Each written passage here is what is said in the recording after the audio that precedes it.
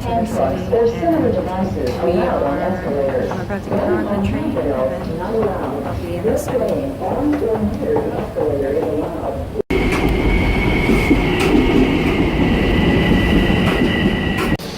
So I barely made it to Penn Station, this New York City, and this guy was just staring at me.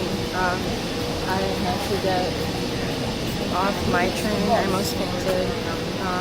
I'm going to go into why Penn Station is really horrible in a few. But I almost fainted on the train, and I had to sit down in the middle of the aisle on the floor to prevent myself from passing out. My heart rate was 150. It was like absolutely horrible. And I'm sitting because I barely am making it to the second train.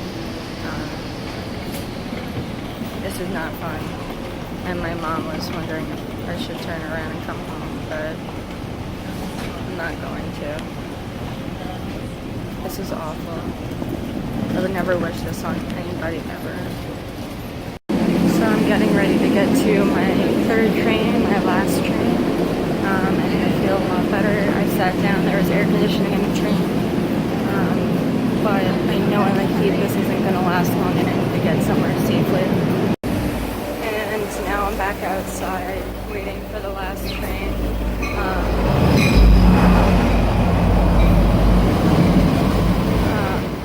Traveling alone with the cocktail was absolutely terrible. Close there.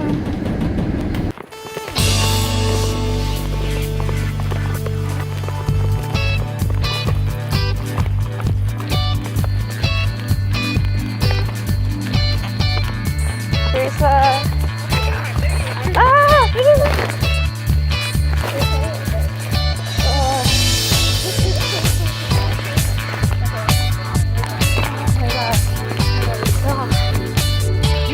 Better here, yeah, because I thought you, I was confused.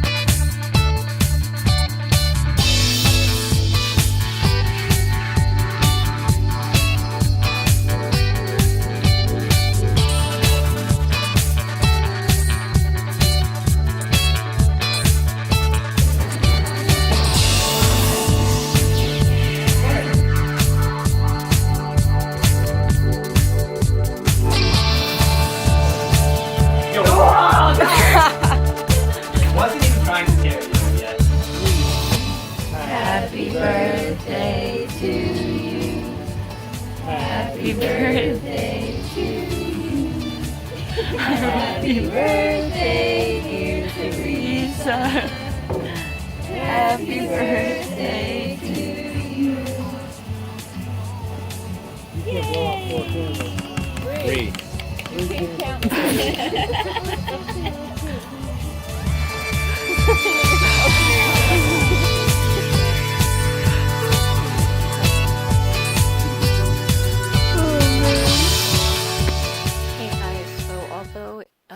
This is technically the following day and it's not the 11th. I wanted to close out the vlog and kind of explain a little bit of what happened today. So I was on the train, no seats,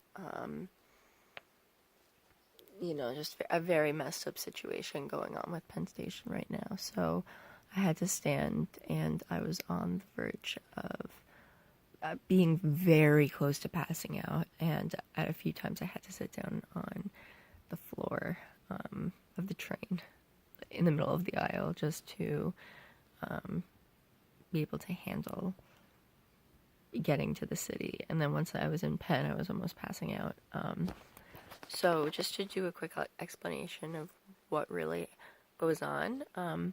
So an average person's resting heart rate sitting is about somewhere in the 60s and 70s, and for me, my normal resting, I usually never go into the 80s. My resting is usually about 95 for sitting. So when I was almost passing out, my heart rate was 151. So not only was it 60 beats per minute above my resting heart rate, it was also like 70 to 80 beats per minute above a normal person's heart rate. So that's why I was about to pass out. My heart rate was pretty high.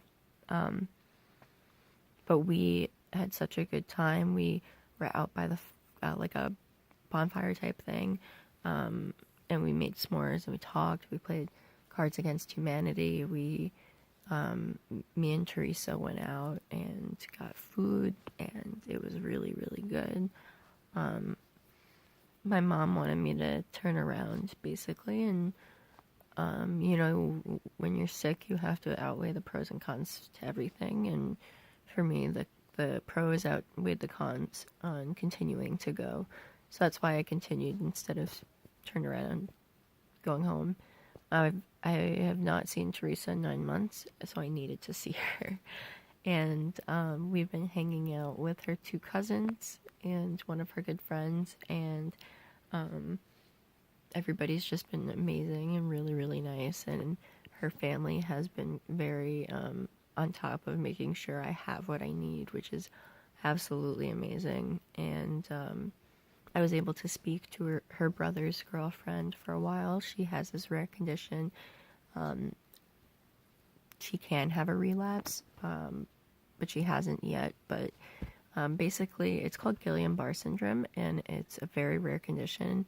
And it's like when there's like your peripheral nervous system, I guess, shuts down. So it attacks the myelin sheath.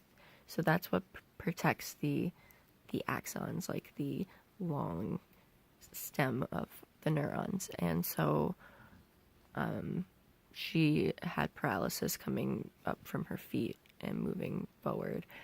So it did get into her torso, which means that she's dealing with a lot of organ issues because everything's very sluggish from the paralysis. She's able to walk. She's able to kind of be normal in that sense, but she still deals with the paralysis and the lack of feeling. It's hard for her to stand up from sitting.